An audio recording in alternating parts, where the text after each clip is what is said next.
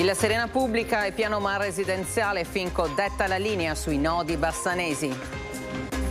Balordi minacciano i passanti sul Ponte Vecchio, l'appello dell'assessore, dateci più informazioni.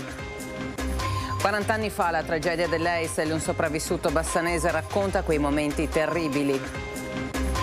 Scattano i lavori della mensa nella scuola di San Giacomo a Romano, sarà anche auditorium. Consigli comunali dopo pranzo e a Rossano Veneto la minoranza scrive il prefetto. Giovane allevatore di Foggia compra 2 pecore e le mette al sicuro, ma i lupi le sbranano lo stesso. Contro lo spreco alimentare scendono in campo sindaci, ETRA, aziende produttrici, cittadini e scuole. Sport e storia a braccetto per i 100 anni del Carmenta Calcio, i rossoblù di Carmignano di Brenta. Da sabato la tredicina in preparazione della festa di Sant'Antonio che si celebra il 13 giugno. Edizione serale di Bassano TG, buonasera a tutti voi telespettatori. In apertura di telegiornale parliamo di cronaca cittadina, perché dopo la fuga di notizie sul piano mare su Villa Serena arriva in municipio l'ultimatum del sindaco Nicola Finco, che mette i paletti in una situazione molto complessa: piano mar residenziale e case di riposo pubbliche. Villa Serena saldamente in mano all'ISAC, con un rilancio della struttura in grado di rispondere alle esigenze della città per il prossimo mezzo secolo o giù di lì. E un piano mar virato decisamente sul residenziale, con qualche concessione al commerciale. 2 punti fissi, 2 paletti che sarebbero stati posti dal sindaco di Bassano Nicola Finco per mettere ordine una volta per tutte nel pasticcio del piano mar e delle case di riposo cittadine, che da un paio d'anni a questa parte sembravano doversi fondere in un'unica prospettiva legata all'ingresso di privati nel settore dell'assistenza agli anziani. Dopo i servizi di Rete Veneta che hanno messo a nudo l'esistenza di 2 correnti di pensiero sulla gestione della situazione, pare che il primo cittadino abbia fatto la voce grossa, ricordando ai suoi qual è la sua visione politica, strategica e personale di questo particolare settore della vita bassanese. Un settore che vede sulla linea del traguardo un percorso iniziato decenni fa e trasformato in un pantano da ricorsi e sentenze, ma che allo stesso tempo vede la possibilità di rilanciare Villa Serena, anche se la faccenda appare complicata, costosa e pure piuttosto lunga. Ma di tempo ce n'è, soprattutto se l'amministrazione di Finco affiderà all'ISAC la struttura per mezzo secolo o magari per qualche annetto in più. Questo passaggio permetterebbe all'ISAC di spalmare l'investimento di sistemazione dei posti letto su un periodo di media e lunga gittata, rispondendo a quella che sarà un'esigenza indifferibile per la città del futuro. Tutto ciò filtra dai ben informati delle faccende che prendono vita dietro quella finestra che dal palazzo dà su Piazza Libertà, ma le bocche restano tutte ben cucite. Di certo c'è solo che il Comune ha chiesto all'ISAC e al privato coinvolto nel percorso del piano mar di presentare delle proposte chiare, fattibili e pure rapide. Insomma, pare proprio che il 2025 porterà grandi e forse clamorose novità su 2 masegni che appesantiscono Bassano da troppo tempo ormai. E torniamo a parlare del brutto episodio accaduto qualche giorno fa nei pressi del Ponte Vecchio, dove alcuni balordi hanno creato scompiglio e paura tra i passanti. Oggi è intervenuto l'assessore alla sicurezza Campagnolo. Dopo il servizio andato in onda nei nostri telegiornali, la polizia locale di Bassano sta indagando per identificare i giovani che qualche sera fa si sono resi protagonisti di un brutto episodio avvenuto nei pressi del Ponte Vecchio. Aggressioni verbali, provocazioni, offese, bestemmie anche davanti ai bambini a passeggio con i genitori. Un normale e apparentemente tranquillo lunedì sera trasformato dal gruppetto di balordi in una serata da dimenticare. Le indagini sono in corso anche con l'ausilio delle registrazioni delle tante telecamere presenti in zona, ma l'assessore alla sicurezza Alessandro Campagnolo chiede ai testimoni di farsi avanti. Io chiederei all'interessato di farsi vivo e di non aver timore e di mettersi a disposizione per darci più strumenti possibili per arrivare a ulteriori riscontri, perché è chiaro che per noi sono tutti indizi preziosissimi per garantire quello che Bassano si aspetta, cioè massimo senso, massima percezione della sicurezza. Sul tema della movida rumorosa e violenta e di altri episodi movimentati accaduti sempre in centro storico, Campagnolo assicura servizi costanti di controllo. Stiamo continuando il centro storico, soprattutto nel periodo serale, a mantenere una presenza costante della polizia locale e non solo, per gestire quella che viene considerata movida, ma io considero anche una possibilità di mantenere viva Bassano, anche in adozione in prospettiva ormai molto prossima di questo patto civico per mantenere Bassano in una situazione di tranquillità ma nello stesso tempo vitalità. 40 anni fa la tragedia dell'Eisel, nella quale persero la vita 39 persone e fra di loro anche 2 bassanesi, mentre un terzo si è salvato per miracolo. Allora sentiamo la sua storia. Sembrava la zona più sicura. Appena entrati ho visto un po' la maretta degli inglesi e andiamo là che il posto più era uguale, era uguale perché era uguale. Siamo salvati, è stato un miracolo, non so che perché. Sta tutta qui, in queste poche parole, la spaventosa semplicità della tragedia dell'Eisel. 40 anni fa il mondo scopriva che si può morire allo stadio aspettando il fischio d'inizio della finale di Coppa dei Campioni. A scegliere chi è morto e chi è sopravvissuto è stato il fato o il caso. E mentre il signor Danilo Tassotti di Bassano si è salvato, i suoi concittadini Mario Ronchi e Amedeo Spolaore non sono mai tornati da quello stadio maledetto. Era nella zona, proprio anche nella zona dove ero dietro, davanti avevo 57 persone per terra. Io, purtroppo sono passato sopra anche, so se erano vive o morte, però purtroppo a un certo punto devi salvarti. Tassotti era all'Eisel con un amico che gli ha salvato letteralmente la vita. E siamo salvati anche perché lui mi ha tenuto proprio con forza, perché se cadevo ero morto.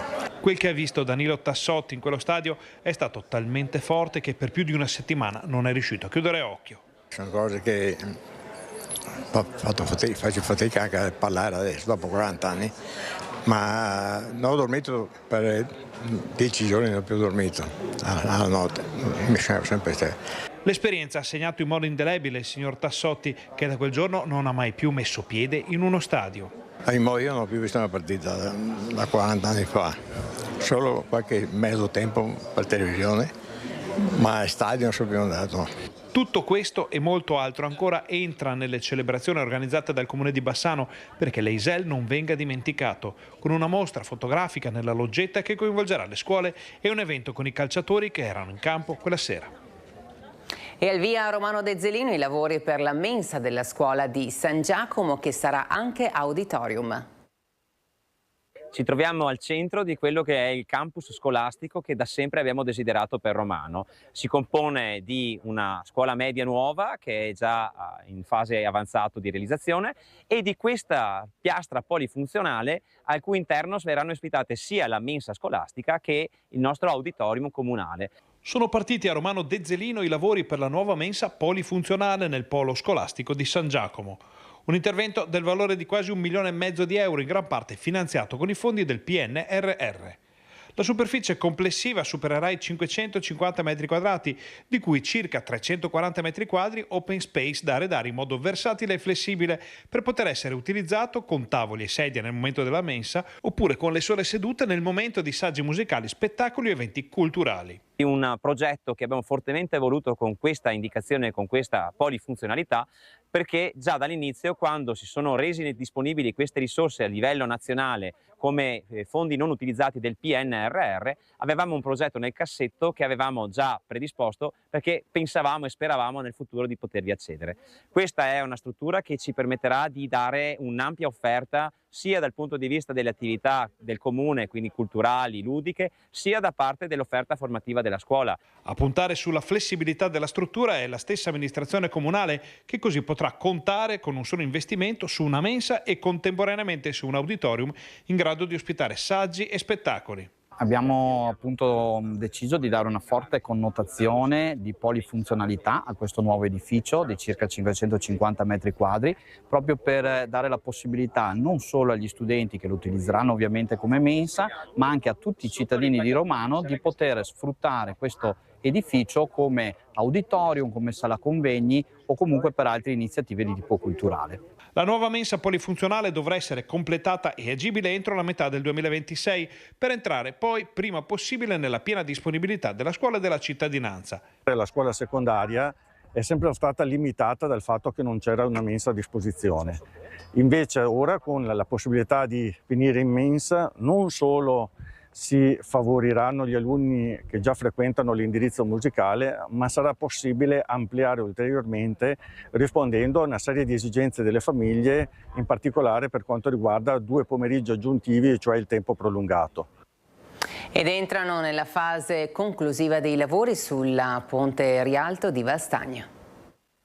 Era ottobre 2024 quando è stato aperto il cantiere sul Ponte Rialto tra Valstagna e Carpanè. I lavori di consolidamento e ampliamento hanno subito un ritardo di oltre un mese. Ritardi fisiologici legati, come potete vedere, dalla natura del ponte, in parte limitata alle condizioni climatiche, molto anche per la quantità di sottoservizi esistenti in questo tratto di fiume e di ponte, perché questo è un punto appunto nodale nel passaggio dei sottoservizi, quindi pensiamo alle fognature, all'acqua, ETA, fibra.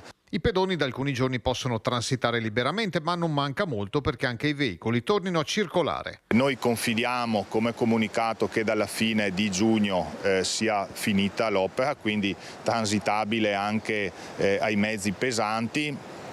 Nel frattempo un po' di sollievo c'è stato con il passaggio dei pedoni e questo è già qualcosa appunto per i motivi che citavo, e quindi noi confidiamo, tempo permettendo, che i lavori possano concludersi entro il mese di giugno. Sono più larghi sia la carreggiata stradale sia i marciapiedi. Un intervento che nell'insieme rende tutto più sicuro nell'interesse dei cittadini e che ovviamente noi per primi abbiamo l'interesse che si concluda entro tempi ristretti. Paradossalmente la chiusura del ponte non ha creato intasamenti lungo la statale 47 al semaforo di Carpanè. Questo ponte diventa un canale di sfogo e va in qualche modo ad alimentare la chiusura del semaforo di Carpanè con dei rallentamenti, quindi anche ha dato l'occasione per approfondire dei ragionamenti sulla viabilità che gioco forza porteranno a di adottare delle soluzioni perché l'impatto del traffico sull'abitato di Vastagna abbia sicuramente una rilevanza minore. E ci spostiamo ora a Rossano Veneto, dove i consiglieri di minoranza scrivono al prefetto di Vicenza perché richiami formalmente il sindaco. Vediamo perché. Egregio signor prefetto, chiediamo la sua attenzione sulla gestione delle convocazioni del Consiglio Comunale di Rossano Veneto. Inizia così la lettera spedita da 5 consiglieri di minoranza di Rossano che lamentano la convocazione dell'assemblea in orario pomeridiano, penalizzante per chi lavora. Normalmente, scrivono i consiglieri, l'orario scelto è quello serale o del sabato mattina. Per ben 2 volte il Consiglio Comunale è stato convocato nelle prime ore del pomeriggio alle 2:30 e è un orario in cui le persone normalmente lavorano. È pur vero che c'è la possibilità di richiedere permessi, ma non per tutti questo è possibile. Ci sentiamo sviliti nel nostro ruolo di consiglieri di minoranza. Abbiamo l'obbligo di sorvegliare, di partecipare democraticamente alle sedute, ma di fatto ci viene impedito. E quando la circostanza si è ripetuta per la seconda volta, i rappresentanti della minoranza si sono allontanati per motivi di lavoro. Non ci è piaciuta la battuta del sindaco che ha detto che non rispettiamo quelle che sono le istituzioni. No, noi le rispettiamo. Chi non le rispetta è lui che nega un dialogo democratico. Il rispetto delle istituzioni, affermano nella lettera, si manifesta anche nella corretta gestione e convocazione degli organi consigliari, favorendo la partecipazione e quindi il buon funzionamento dell'ente. Questo comune che predica tanto l'inclusione, tanto da fare di questa bellissima parola un festival, si dimentica dell'inclusione primaria che è quella del diritto di cittadinanza e del diritto di parola. La lettera si chiude così. con la richiesta al prefetto di considerare l'opportunità di un richiamo formale all'amministrazione comunale affinché le future convocazioni del Consiglio avvengano in orari compatibili con le esigenze lavorative di tutti. Lupi scatenati in altopiano. Un giovane allevatore di Foggia aveva comprato 2 pecore e le aveva messe al sicuro, ma i selvatici le hanno divorate. La stagione dell'alpeggio deve ancora iniziare ufficialmente, eppure i lupi sono già scatenati nell'altopiano dei 7 comuni. Negli ultimi giorni i branchi attivi nel comprensorio sono tornati in azione, dedicandosi al bestiame custodito nelle zone abitate. È il caso di Samuele Alberti, giovanissimo allevatore di Foggia, che aveva appena comprato 2 pecore per rimpinguare il suo gregge. Gli animali erano custoditi in un recinto alto 2 metri, eppure i lupi sono riusciti a entrare, probabilmente scavando sotto la recinzione, per uccidere e divorare una delle 2 pecore. L'altra è stata messa al sicuro in un box, ma la notte successiva i selvatici sono tornati nell'allevamento, sono entrati nel box e hanno mangiato viva la povera pecorella. Fortunatamente il resto del gregge è già salito sulle melette per la stagione estiva, altrimenti il bilancio sarebbe stato molto più grave. Negli stessi giorni i lupi sono entrati anche nel cortile di un'azienda di Asiago, uccidendo una vacca che pascolava nelle vicinanze di un'abitazione. Ai proprietari non è rimasto che raccogliere i resti dell'animale e segnalare l'assalto alle autorità. Questa recrudescenza nell'attività di lupi preoccupa molto allevatori e malgari dell'altopiano che temono di dover affrontare l'ennesima estate costellata di predazioni. Per quanto riguarda la riduzione dello status del lupo deciso dall'Europa, che ha abbassato la protezione della specie, pare che il percorso sarà piuttosto lungo e quindi i prossimi mesi potrebbero semplicemente ricalcare la litania di aggressioni, predazioni e uccisioni degli anni scorsi. E anche il cartello del nostro TG Linea Aperta si dedica oggi ai lupi, quindi se avete foto o video di avvistamenti mandatecele via WhatsApp oppure via email agli indirizzi che state vedendo nel cartello. Contro lo spreco alimentare, un fenomeno di dimensioni in continua crescita, e scendono in campo sindaci, ETRA, aziende produttrici, cittadini e anche scuole. Gli studi dicono che già a metà dell'anno la nostra madre terra non riesce più a rigenerare quello che consumiamo, quindi vuol dire che noi consumiamo il doppio di quello che la terra riproduce. Contro lo spreco alimentare scendono in campo 66 sindaci del Consiglio di Bacino Brenta che stanziano 150.000 euro per il progetto Fino all'ultima briciola. Ognuno di noi ogni anno butta via 30 kg di cibo. Il progetto mette in contatto grandi aziende con associazioni di volontariato perché ricevono gratuitamente o a prezzi simbolici tutto quel cibo che sarebbe comunque buttato via, ad esempio per un'etichetta rovescia. Si tratta di cibo integro, assolutamente consumabile anche con lunghe scadenze, ma che l'azienda non può più vendere. Ecco perché noi entriamo e facciamo sì che questi prodotti non commerciabili vengano comunque utilizzati e vengano donati o dati a prezzi sensibilmente ridotti a chi ne ha la necessità. Tra i pilastri del progetto, l'accordo tra grandi produttori e il mondo del volontariato, quello tra cittadini e piccoli produttori o negozianti e le scuole, educando gli studenti sul tema dello spreco alimentare. Il valore etico è connaturato con questo tipo di progetto che riguarda lo spreco alimentare. Dopo ci sono anche dei vantaggi di tipo economico, fiscale, perché le aziende, per esempio, che la sovrapproduzione la donano o la danno a prezzi ridotti hanno dei vantaggi di tipo fiscale, ma soprattutto hanno una riduzione nello smaltimento dei rifiuti, quindi c'è un beneficio. Realizzare dei progetti che coinvolgono più stakeholders e quindi non solo un assistenzialismo puro, ma anche la creazione di un sistema dove ognuno fa la propria parte e ognuno dà il proprio contributo affinché chi avanza riesce a donare o a dare a bassissimi prezzi a chi invece magari non ha la possibilità. Un fenomeno di dimensioni enormi, quello dello spreco alimentare. In Italia ogni anno costa al sistema economico circa 7,5 miliardi di euro.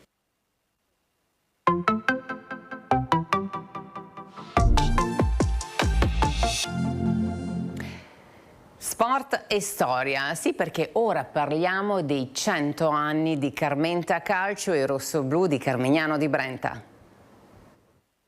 Ci congratuliamo con il Carmenta Calcio per questo traguardo storico e ambizioso, quello di 100 anni, che rappresenta una storia fatta di persone, di presidenti, di dirigenti, di allenatori, di appassionati dei colori rossoblù che hanno dato un contributo straordinario alla crescita e allo sviluppo sportivo dell'Associazione Carmenta Calcio. 100 anni di storia per l'ASD Carmenta Calcio, realtà sportiva che racconta il territorio di Carmignano di Brenta. Una grande festa all'Auditorium Comunale per i primi 100 anni dei rossoblù, una serata in cui è stato presentato anche il volume che ripercorre la storia del Carmenta Calcio attraverso le testimonianze di presidenti, ex giocatori e dirigenti che si sono avvicendati in questi 100 anni. La squadra vide il suo debutto nel 1925, quando alcuni impiegati della cartiera disputarono le prime partite in un terreno vicino allo stabilimento. La prima maglia fu bianco-celeste, per passare poi, durante il ventennio fascista, ad una divisa completamente nera. Solo nel 1949 furono adottati i colori rosso-blu, che continuano ad essere indossati anche oggi. E per il futuro sono in arrivo importanti novità. Noi come amministrazione comunale ci siamo, diamo un contributo economico importante annuale per sostenere le attività del Carmenta Calcio, in particolare quelle del settore giovanile, e stiamo investendo nella progettazione del nuovo stadio del Carmenta Calcio, che andrà a riqualificare l'esistente e darà spazi all'avanguardia proprio per fare sport e calcio all'interno della nostra comunità. E dal 31 maggio parte la Tredicina in preparazione della festa di Sant'Antonio che si celebra il 13 giugno. Un cammino di fede e devozione con la basilica aperta e pronta ad accogliere i pellegrini di speranza nell'anno del Giubileo. Un cammino nel nome del Santo, la sua basilica pronta ad accogliere pellegrini da ogni parte del mondo in questo 2025, anno giubilare nel segno della speranza. Partirà sabato 31 maggio il cammino di preparazione alla festa di Sant'Antonio, 13 giorni in cui comunità cristiane in arrivo da tutto il Triveneto e per la prima volta anche le arciconfraternite pregheranno insieme chiedendo a Frate Antonio di illuminare i passi con il dono della virtù teologale su cui Papa Francesco ci ha chiamato a riflettere aprendo l'anno del Giubileo, segnato poi dalla sua morte e dall'elezione al soglio pontificio di Papa Leone XIV, agostiniano, come lo stesso Sant'Antonio, prima di abbracciare l'ordine francescano. Una grande gioia accogliere i pellegrini, quasi 1 milione lo scorso anno, quelli transitati nella Cappella delle Reliquie, racconta il rettore della Basilica, padre Antonio Ramina.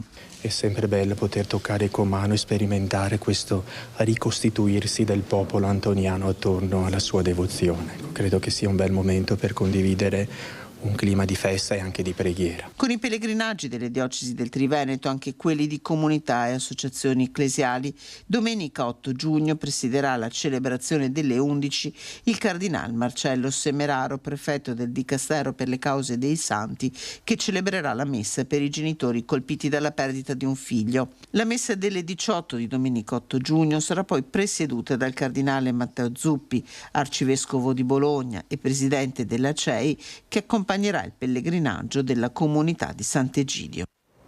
Ora la programmazione con prima serata di Focus in diretta a partire dalle 21:15. Ospiti saranno Khaled Alzir, Vanessa Baghin, Stefano Dall'Agata, Nicola Falconi, Giacomo Nilandi, Umberto Perissinotto, Laura Puppatto, Massimo Venturato ed Elisa Venturini. Non ci sono altre notizie per questa nostra edizione, grazie come sempre di essere stati in nostra compagnia. Vi lascio ora le previsioni del tempo di domani. Buona serata.